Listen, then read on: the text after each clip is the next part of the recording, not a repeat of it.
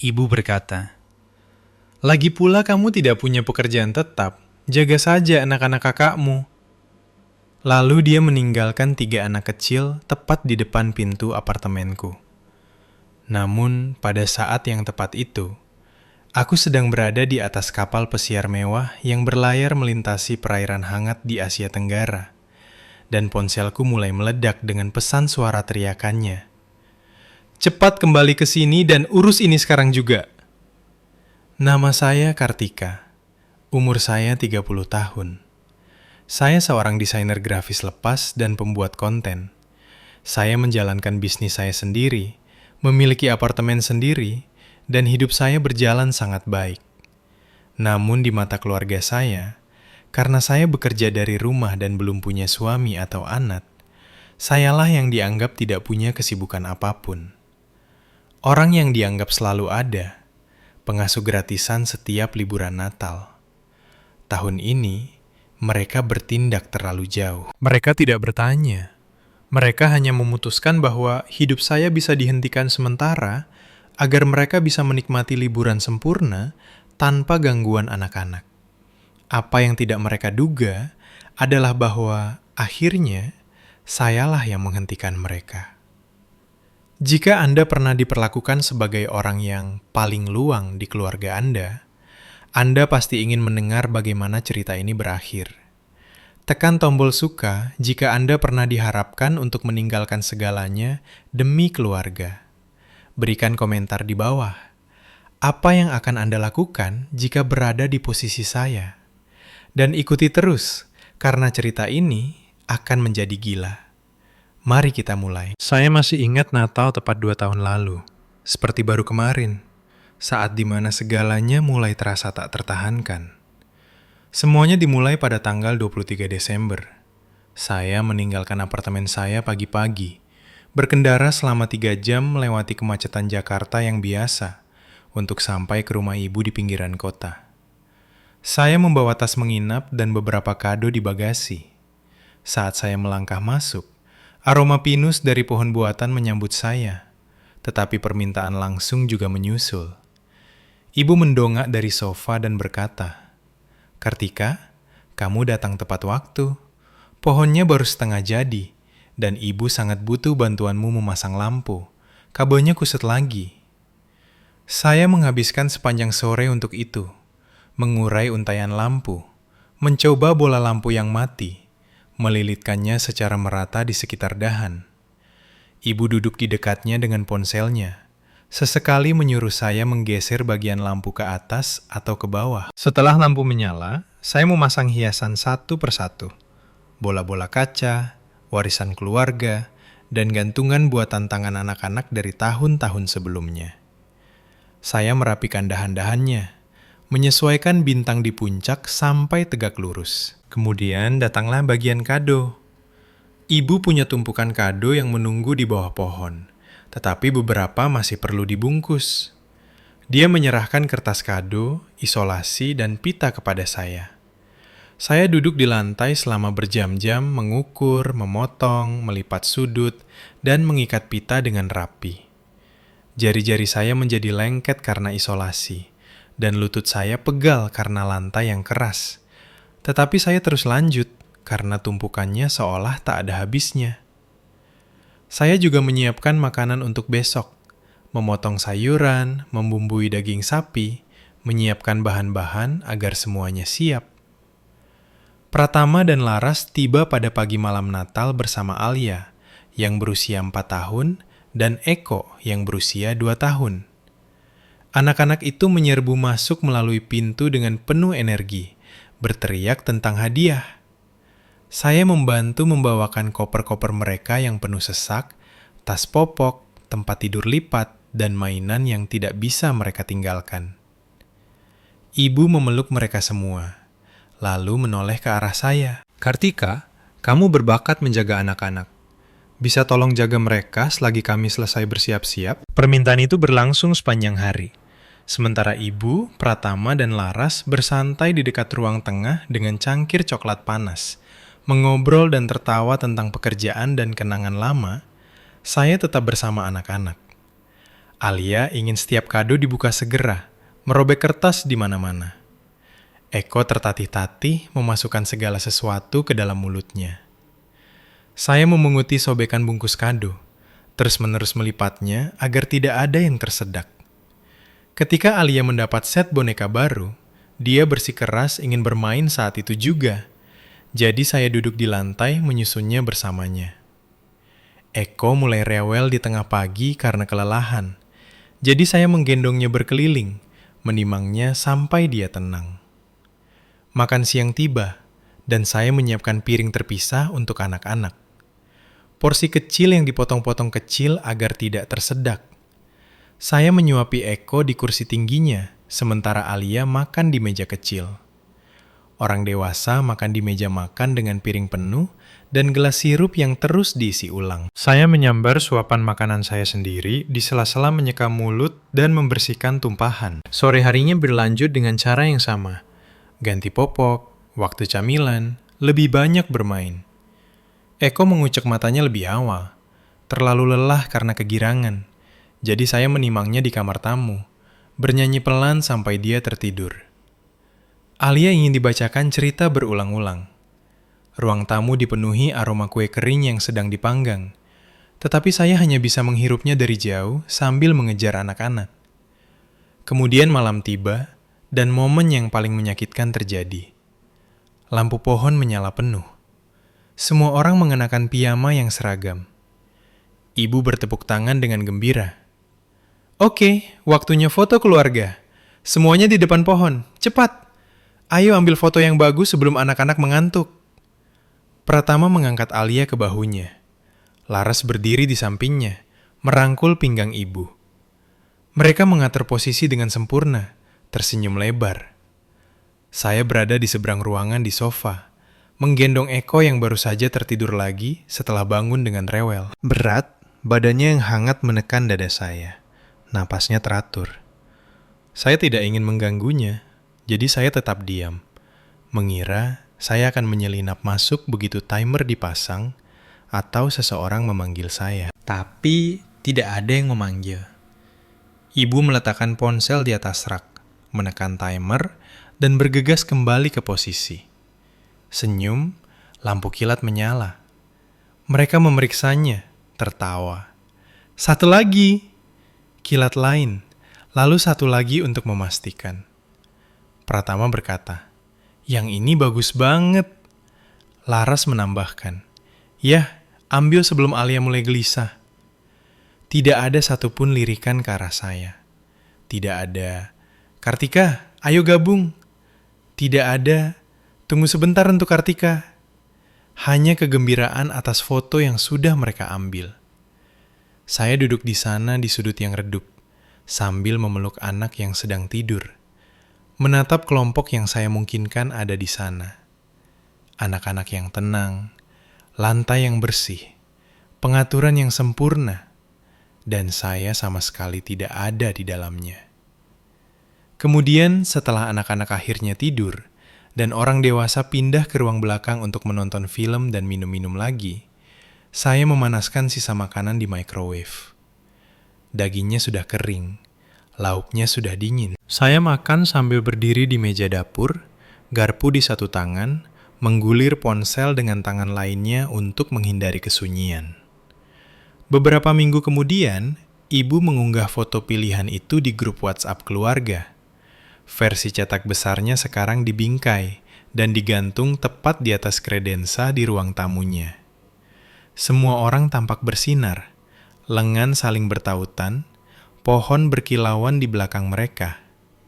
Foto itu tetap di sana selama 2 tahun berikutnya, menyapa setiap tamu.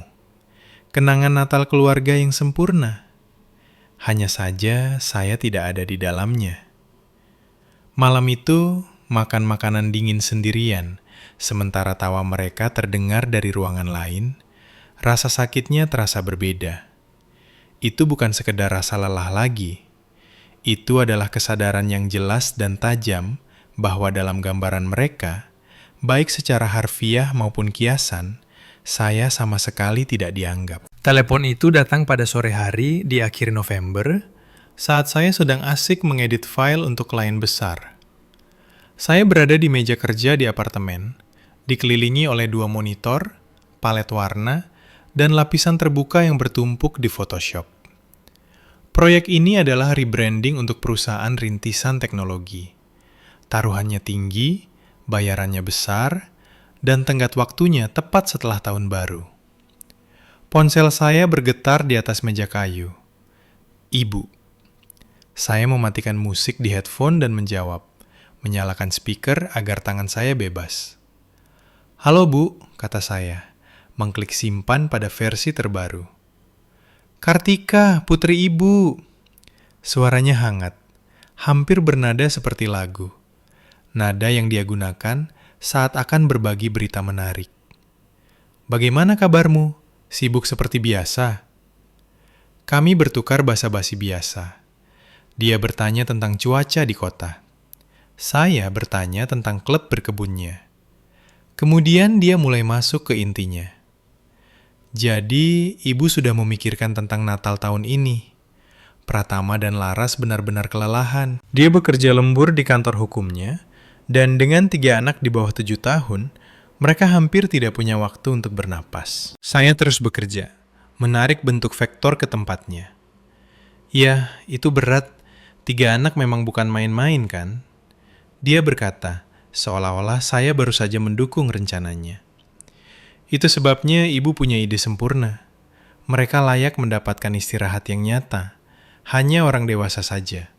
Makan malam yang menyenangkan, mungkin liburan singkat di dekat sini, tanpa kekacauan mainan dan amukan anak. Dan anak-anak bisa menginap bersamamu selama beberapa hari. Apartemenmu luas, di pusat kota, dan kamu keluarga. Mereka akan membawakan semua yang mereka butuhkan. Kasur bayi, popok, botol, baju. Alia sekarang sudah 6 tahun, sangat membantu. Eko 4 tahun, penuh energi. Dan Hana 8 bulan, tapi dia tidur nyenyak sepanjang malam." Kursor saya membeku di tengah layar. "Menginap bersamaku selama beberapa hari?" "Iya sayang, dari malam Natal sampai tanggal 27 atau 28, tergantung rencana mereka. Ini akan jadi waktu berkualitas dengan cucu-cucu. Kamu selalu bilang betapa cepatnya mereka tumbuh." Saya meletakkan pena digital saya. "Bu, aku tidak bisa. Proyek ini sangat besar. Jadwalku penuh selama liburan. Revisi klien datang tidak terduga, dan aku punya jadwal rapat."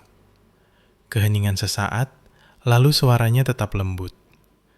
"Oh sayang, Ibu tahu kamu bekerja keras. Tapi kamu di rumah kan? Bukannya kamu harus pergi ke kantor atau absen setiap jam. Anak-anak bisa menghibur diri sendiri sementara kamu di komputer. Alia bisa mewarnai. Eko punya tabletnya. Hana lebih banyak tidur siang. Kamu bahkan hampir tidak akan menyadarinya."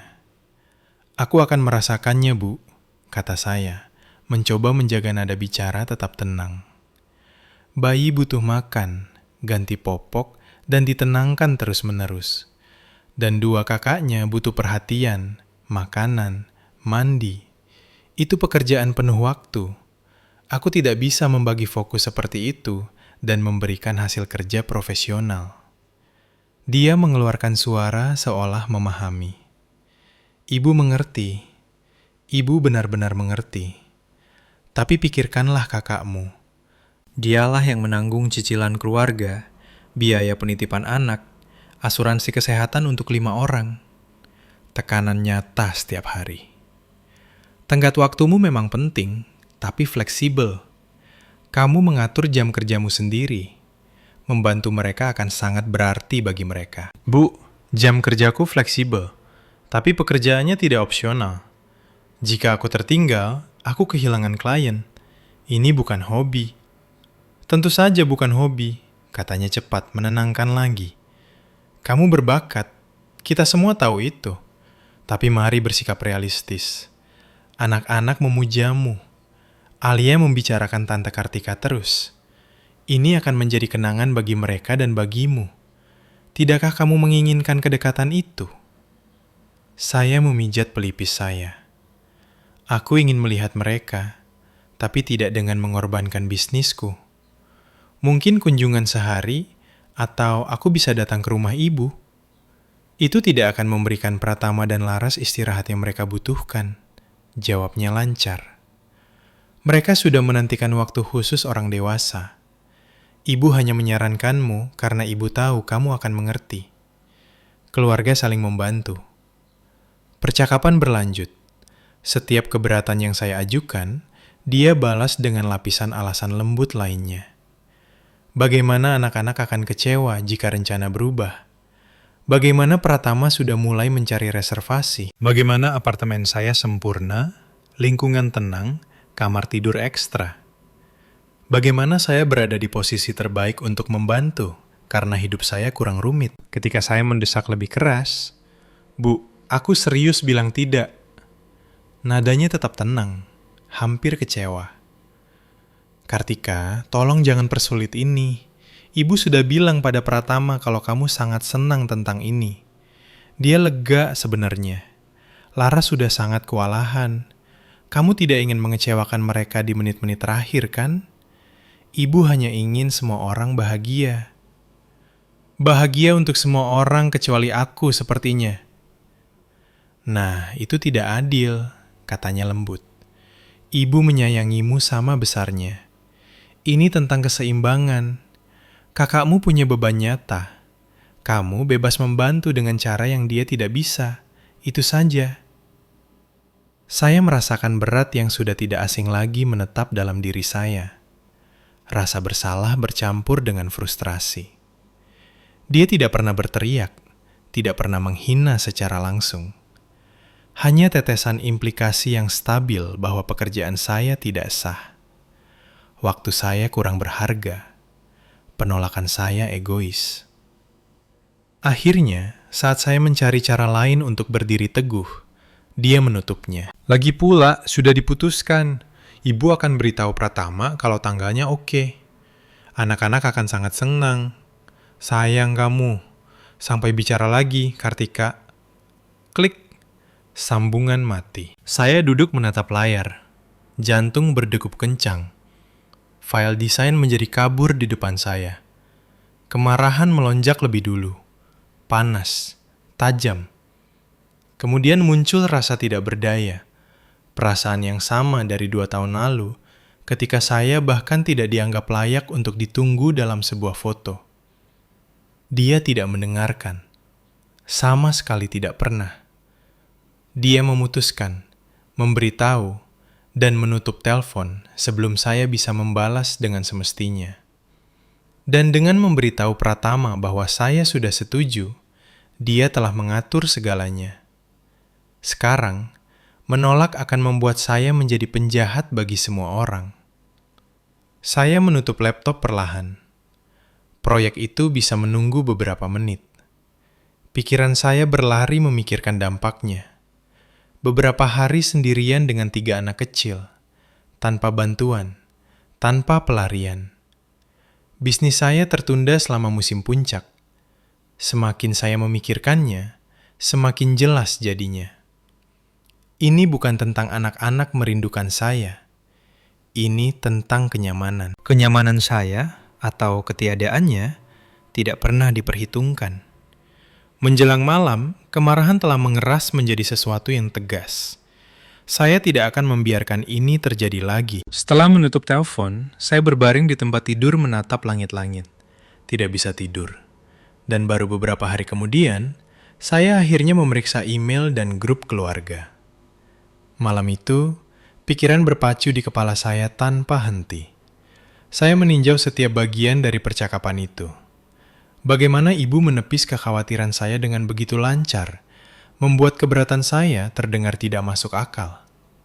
Semakin saya memikirkannya, semakin saya marah. Bukan kemarahan yang meledak-ledak, tetapi kemarahan yang membara perlahan, yang membuat saya terjaga hingga subuh. Ketika pagi tiba, saya menyeret diri ke meja kerja, kopi di tangan, mencoba fokus pada pekerjaan.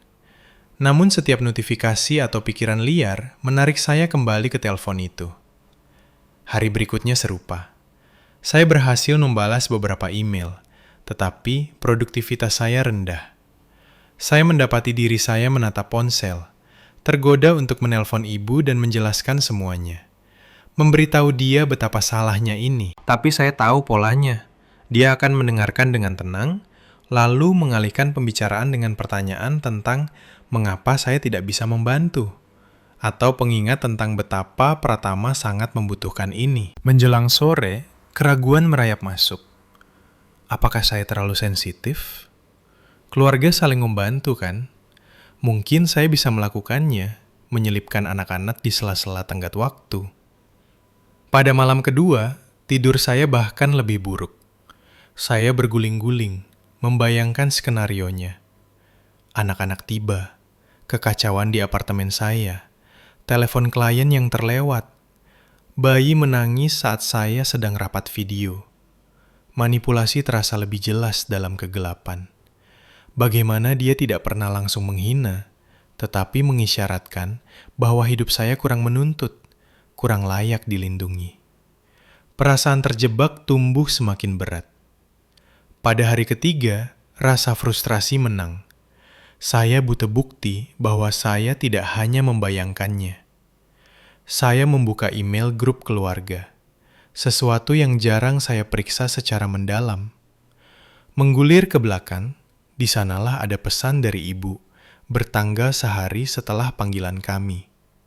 Dia menulis kepada Pratama, Laras, dan keluarga besar. Kabar gembira untuk Natal. Kartika sangat bersemangat mengajak anak-anak menginap bersamanya selama beberapa hari. Dia sudah bilang pada ibu betapa dia merindukan mereka dan ingin waktu khusus tante. Apartemennya ideal, dan dia senang memberikan kalian berdua istirahat yang layak. Tidak sabar menunggu liburan. Saya membacanya berulang kali. Perut saya mulas. Bersemangat bilang padanya. Semua itu tidak terjadi. Dia telah mengambil kebisuan paksa saya dan mengubahnya menjadi kesukarelaan yang antusias. Ini bukan sekedar merencanakan tanpa bertanya. Ini menyiarkan kebohongan untuk mengunci saya. Jika saya menolak sekarang, saya akan terlihat tidak bisa diandalkan. Orang yang mundur dan merusak segalanya. Pengkhianatan itu terasa tajam. Saya menutup laptop dan berjalan berkeliling apartemen. Jantung berdebar kencang. Ini bukan hal baru, tetapi melihatnya tertulis membuatnya tidak bisa disangkal. Dia tidak mendengar kata tidak saya. Dia menghapusnya. Sore itu juga, saya menelpon Maya.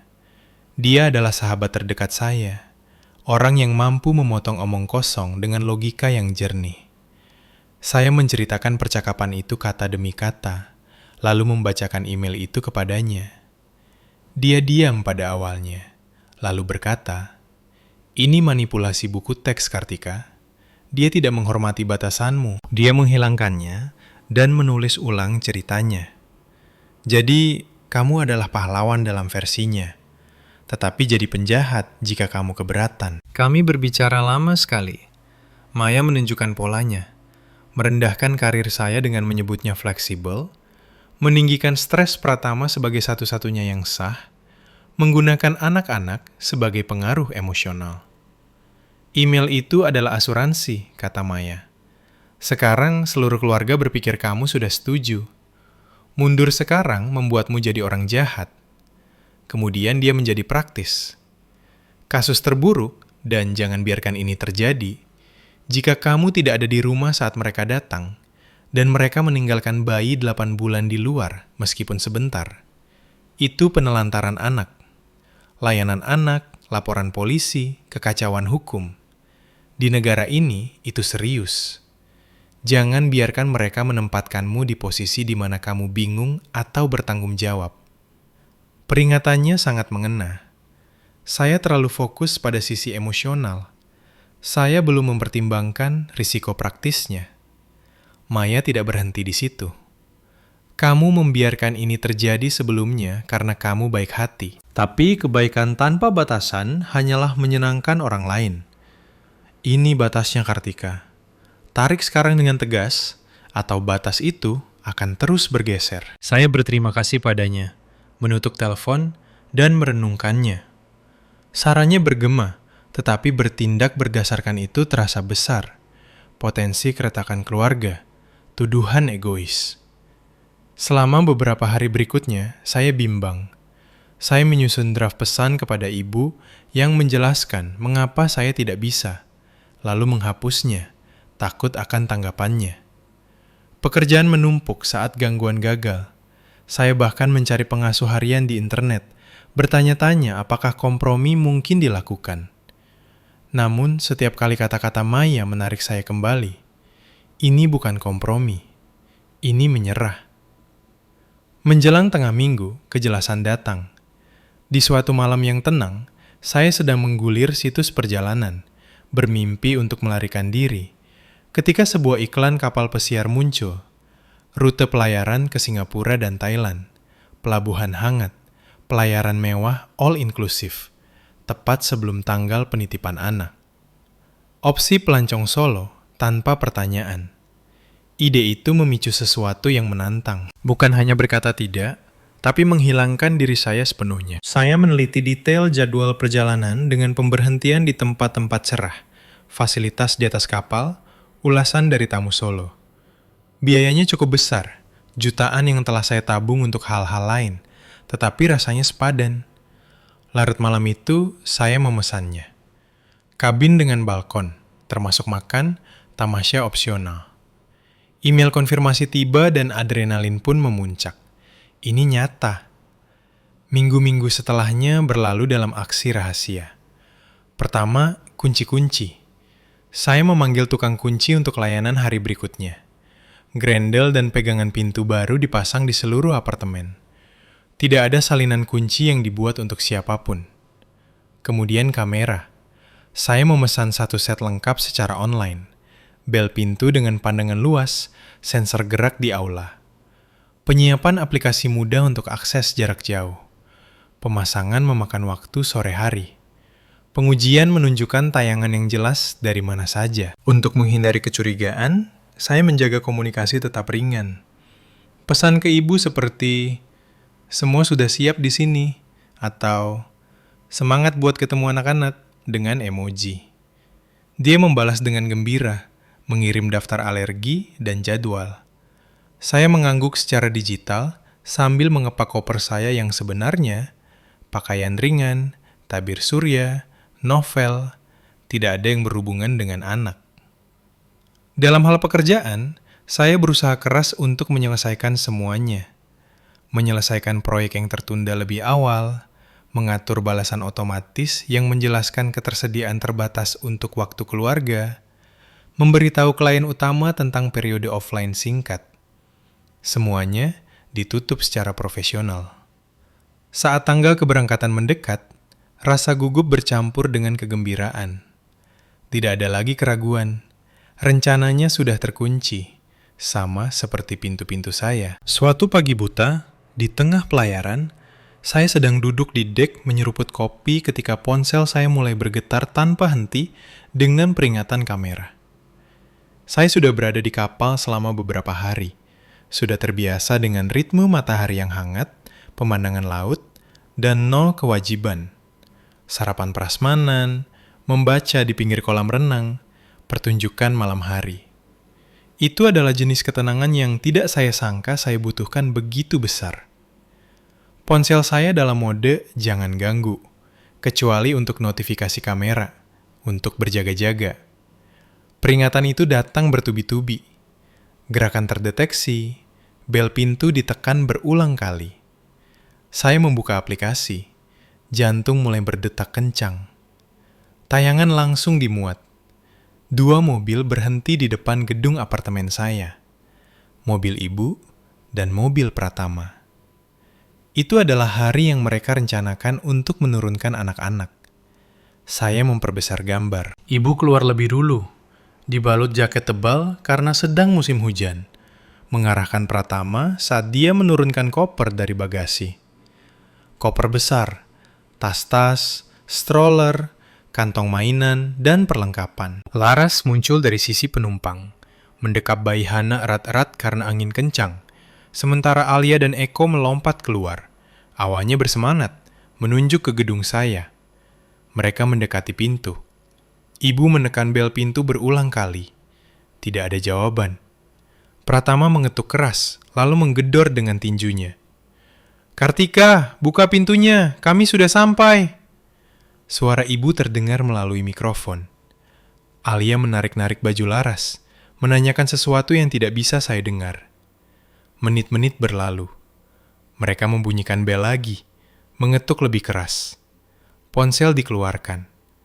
Ponsel saya bergetar tanpa suara di tangan saya, dengan panggilan tak terjawab. Tetapi saya tidak menjawab. Pesan-pesan juga membanjiri, tetapi saya mengabaikannya untuk saat ini. Anak-anak mulai gelisah.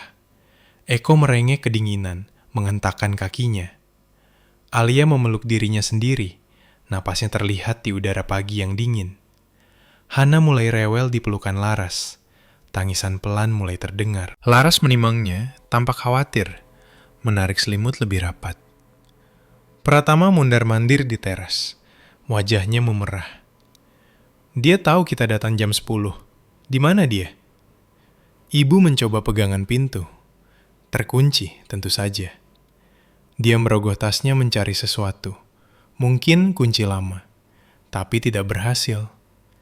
"Ini tidak lucu, Kartika. Keluar!" Tangisan semakin keras. Hana menangis kencang. Eko ikut menangis. Air mata mengalir. Alia tampak takut sekarang, menempel pada kaki Laras. Angin bertiup kencang. Hujan gerimis mulai turun. Suara Laras serak. "Ini terlalu dingin. Mereka kedinginan. Kita tidak bisa berdiri di sini seperti ini." Pratama membentak. Dia pasti akan muncul. Dia bilang dia sudah siap. Tapi dia tampak tidak yakin. Memeriksa ponselnya lagi. Ibu terus menekan bel pintu. Memanggil nama saya lebih keras setiap kali. Waktu terus berlalu. Tangisan anak-anak berubah menjadi putus asa. Laras menggendong Hana dengan panik. Air mata di matanya sendiri. Kita harus membawa mereka masuk ke suatu tempat yang hangat. Pratama menggosok kedua tangannya. "Aku akan pergi beli kopi atau sesuatu di warung pojok. Biarkan mereka di mobil saja." Dia berlari ke mobilnya, pergi dengan cepat. Ibu dan Laras berkerumun di dekat pintu bersama anak-anak, mencoba melindungi mereka dari angin. Alia terisak. "Aku kedinginan, Nenek." Tangisan Hana menembus audio. Saat itulah pintu tetangga terbuka. Pak Bambang, pria tua di sebelah rumah yang selalu pemarah soal kebisingan, keluar dengan sarungnya. Dia melihat pemandangan itu, anak-anak yang menangis di teras, tas di mana-mana, dan suaranya menggelegar. "Ada apa ini? Kalian tidak bisa membiarkan anak-anak berdiri di luar dalam cuaca dingin begini. Ini berbahaya. Bawa mereka ke mobil yang ada penghangatnya, atau saya lapor polisi sekarang juga. Ini tidak benar." Ibu berbalik, memasang senyum manisnya. "Oh tidak, ini hanya salah paham. Anak saya tinggal di sini, dia menunggu kami. Masalah teknis dengan pintu." Pak Bambang tidak percaya. Sepertinya tidak ada orang di rumah. Anak-anak kecil itu sudah pucat. Pindahkan mereka sekarang atau saya telepon 911. Laras tampak panik, mengangguk. Kami pergi. Pratama baru saja kembali dengan tas berisi minuman panas. Urgensi pun terasa. Mereka mulai memuat segalanya kembali ke kendaraan dengan terburu-buru. Anak-anak dipasangkan sabuk pengaman sambil masih menangis. Pintu-pintu dibanting. Ibu bertahan paling terakhir, memelototi pintu sekali lagi, lalu meninggalkan rentetan pesan suara yang bisa saya lihat bertumpuk. Halaman itu kosong. Sunyi di tayangan kecuali suara angin. Saya melihat klip rekaman itu nanti. Puluhan panggilan tak terjawab. Teks berkisar dari kebingungan hingga kemarahan. Pesan suara dari ibu yang menuntut, memohon, menuduh saya tidak bertanggung jawab. Dari Pratama, luapan kemarahan singkat tentang rencana yang hancur. Malam itu, saat kapal berlayar mulus di bawah bintang-bintang, peringatan lain muncul. Pratama sendirian kali ini, memarkir mobil dengan sembarangan. Dia mendekati pintu, mencoba pegangan pintu dengan kasar, bahkan menabrakan bahunya sekali. Kunci tidak berfungsi, tentu saja. Dia menggumamkan kutukan yang tertangkap mikrofon, menendang koper ringan dengan frustrasi, lalu pergi setelah beberapa upaya yang gagal. Kamera menangkap setiap detik dengan jelas. Sepanjang itu semua, saya menonton dari balkon kabin saya. Minuman di tangan, ombak berdesir di bawah. Campuran perasaan, kepuasan yang tajam, sedikit rasa kasihan atas ketidaknyamanan anak-anak, tetapi sebagian besar adalah kelegaan. Mereka merasakan konsekuensi dari asumsi mereka, dan saya tidak mengucapkan sepatah kata pun. Saya tidak pernah mengangkat telepon, tidak pernah membalas, hanya mengamati saat liburan sempurna mereka retak sejak awal. Hari-hari berikutnya di kapal berlalu dalam ketenangan yang tidak pernah saya rasakan selama bertahun-tahun. Setelah menyaksikan kekacauan melalui kamera, saya memilih suatu sore yang tenang untuk bertindak. Saya berjalan di dek saat kapal meluncur menuju pelabuhan berikutnya. Matahari tinggi dan hangat. Saya mengambil beberapa foto diri saya pada momen itu, bersandar di pagar dengan perairan laut biru yang tak berujung di belakang saya, angin sepoi-sepoi di rambut saya, segelas minuman cerah di tangan, wajah santai dalam kepuasan yang tulus. Tidak ada pose yang dibuat-buat, tidak ada yang dilebih-lebihkan. Hanya bukti di mana saya berada dan bagaimana perasaan saya. Kembali di kabin, saya membuka grup WhatsApp keluarga untuk pertama kalinya sejak berangkat. Pesan yang belum dibaca bertumpuk tinggi dari hari-hari sebelumnya. Puluhan jumlahnya.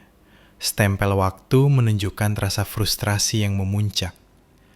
Saya tidak membaca satu pun dari mereka. Saya melampirkan salah satu foto, yang dengan pemandangan laut paling jelas dan senyum tenang saya, dan mengetik keterangan. Sudah kubilang aku tidak akan ada di sana. Aku sedang menikmati hidupku. Saya menekan kirim, lalu segera menutup aplikasi. Ponsel kembali ke mode jangan ganggu sepenuhnya.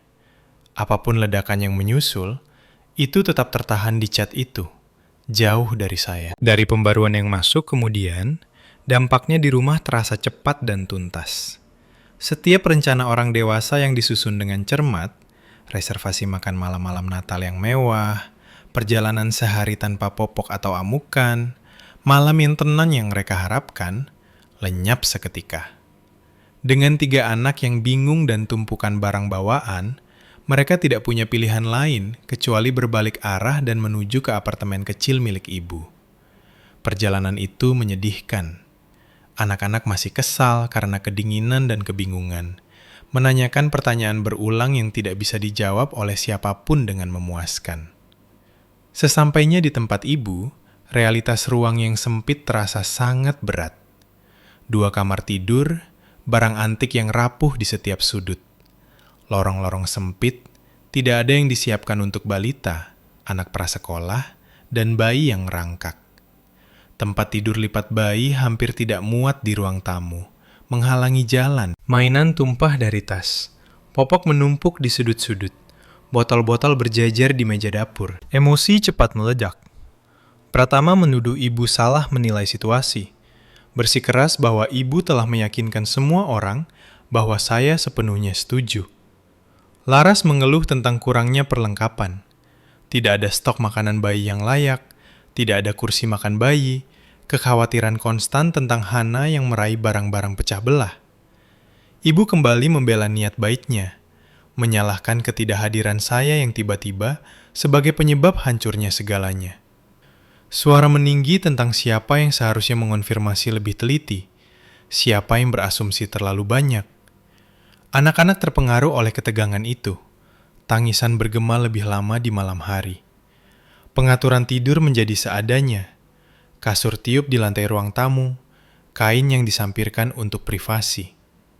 Makanan menjadi bungkus cepat saji yang dimakan di sekitar meja kopi, yang terlalu kecil untuk semua orang. Rencana dibatalkan satu persatu. Tidak ada makan siang liburan yang mewah. Tidak ada malam tanpa drama jam tidur. Sebagai gantinya, belanja kebutuhan darurat anak-anak, cucian yang menumpuk, dan kartun yang diputar tanpa henti untuk membeli saat-saat tenang. Pertengkaran terus berlanjut dalam gelombang. Kebencian diam-diam di siang hari. Pertukaran kata yang lebih tajam setelah anak-anak akhirnya tertidur. Pratama dan Laras berbagi kelelahan. Ibu merasa kewalahan di rumahnya sendiri. Tidak ada yang mendapatkan istirahat atau perayaan yang mereka bayangkan. Beberapa hari setelah realitas baru ini, Maya mengirimi saya pesan dengan detail baru yang dia kumpulkan dari Tante Henny. Tante Henny, yang selalu terhubung dengan gosip lingkungan dan lingkaran gerejanya, telah mendengar versi cerita yang beredar luas. Orang-orang membicarakannya setelah ibadah di tempat parkir, melalui pesan grup. Bagaimana keluarga itu tiba membawa anak-anak dan koper, menunggu di kedinginan sampai tetangga mengancam keterlibatan polisi, lalu pergi terburu-buru.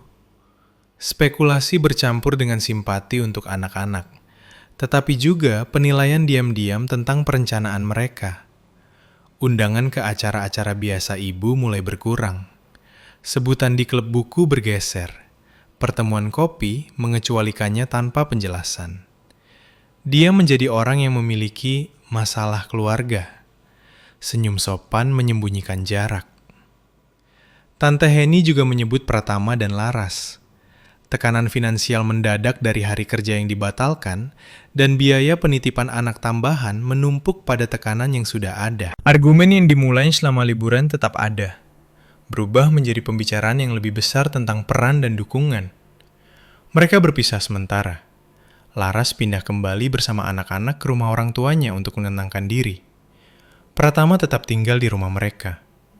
Belum ada perceraian dramatis, tetapi ada keretakan yang jelas akibat stres yang tidak mereka antisipasi. Saya mendengarkan tanpa komentar, tidak merasakan kepuasan atau penyesalan. Hanya pengakuan bahwa setiap tindakan memiliki konsekuensi. Tante Henny mengakhiri dengan, "Keadaan sedang tegang di sana. Semoga semuanya tenang kembali." Saya berterima kasih padanya atas informasinya dan mengganti topik pembicaraan. Suatu malam, beberapa bulan kemudian, saat menggulir dengan santai, saya mendarat di profil Facebook lama ibu melalui seorang teman bersama. Sebuah unggahan dari 2 tahun lalu muncul di kenangan. Foto Natal berbingkai yang digantung dengan bangga. Semua orang berkerumun bahagia di sekitar pohon yang bersinar. Senyum lebar, lengan bertautan, keceriaan liburan yang sempurna. Dan saya tidak ada dalam bingkai itu sama sekali. Saya menatapnya lebih lama dari yang saya duga. Rasa sakit. Lama itu berdenyut singkat, lalu memudar. Karena sekarang melihat ke sekeliling tempat saya sendiri, tenang, teratur sesuai keinginan saya, diisi dengan hal-hal yang saya pilih. Saya melihat perbedaannya dengan jelas. Untuk pertama kalinya, saya berdiri di tengah gambaran saya sendiri. Tidak ada pinggiran, tidak ada sudut, tidak ada peran pendukung. Pelajaran itu meresap dalam. Batasan itu tidak egois, itu perlu. Menghargai diri sendiri tidak memerlukan pembuktian nilai melalui pengorbanan. Dan tidak ada yang boleh memperlakukan waktu Anda sebagai barang sekali pakai, hanya karena itu nyaman bagi mereka, atau karena Anda kebetulan sedang luang. Hidup sejak saat itu menjadi lebih stabil. Pekerjaan mengalir tanpa gangguan yang dulu saya izinkan. Rencana adalah milik saya untuk dibuat. Liburan mendekat tanpa rasa takut, hanya ada pilihan. Saya tidak bertanya-tanya apakah mereka telah berubah, atau apakah hubungan bisa dibangun kembali. Beberapa jarak itu sehat. Bingkai tempat saya berada sekarang pas dengan sempurna, dan itu semua milik saya.